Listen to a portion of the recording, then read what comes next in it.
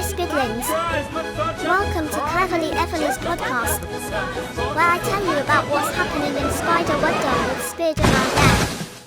Today's report is about the Great Summer Fair Disaster. Hello everyone, and welcome. Last Saturday afternoon, the annual summer fair was taking place on the village green in Spider Webgon. Colourful bunting fluttered in the breeze.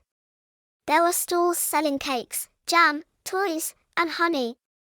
Children were laughing beside the coconut shy, and someone was playing cheerful music on an accordion near the tea tent. But the biggest attraction of all was the little steam train ride. The train puffed happily around a small track beside the duck pond. It had a shiny black engine, bright red carriages, and a whistle that went toot toot. Spid loved it immediately. "Oh, I must have a go," he said excitedly. The train driver, Old Crankle, was standing nearby polishing the engine with a cloth. "Careful with her," he warned. "She's a bit lively today." Spid nodded confidently. "I've watched trains for years," he said proudly. "How hard can it be?" Spid raised an eyebrow. "That," she said carefully, "sounds like the sort of thing people say just before trouble starts." But Spid was already climbing into the driver's seat. Old Crankle showed him the levers and brakes. "This one slows her down," he explained. "And this one gives her steam." Spid nodded very seriously. "Understood." Soon, the little train began moving along the track. Puff, puff, puff. The children in the carriages waved happily as Spid grinned and blew the whistle. Toot toot. At first everything went perfectly. The train rolled past the cake stall.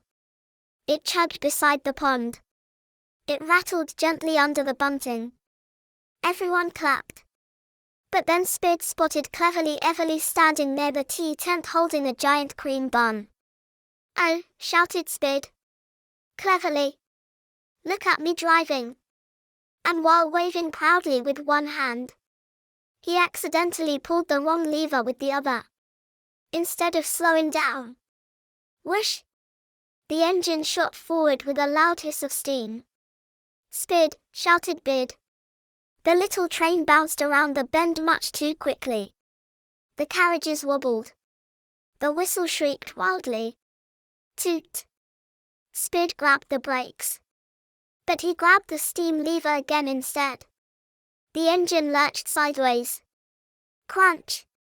And straight through a patch of cabbages beside the track, before sliding gently into a muddy ditch.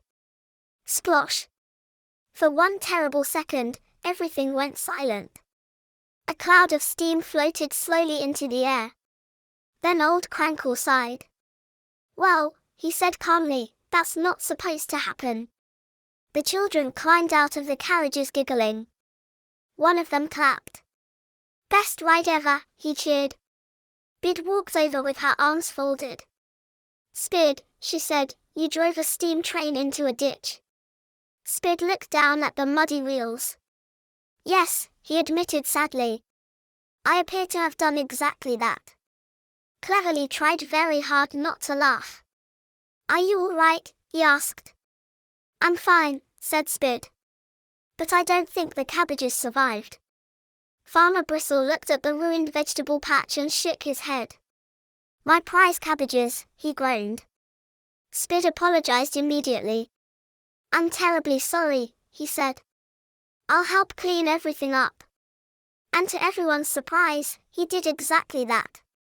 For the rest of the afternoon, Spid helped repair the track, scrub mud off the train, and replant the cabbages.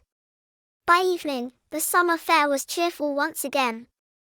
Old Crankle even let Spid blow the whistle one final time. But only while standing completely still. And that's today's report from Cleverleigh Everleigh's podcast.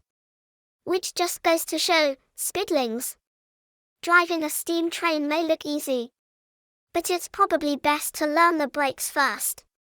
Until next time, keep your webs tidy, your hearts kind, and if someone offers you the controls of a steam engine, maybe read the instructions carefully first.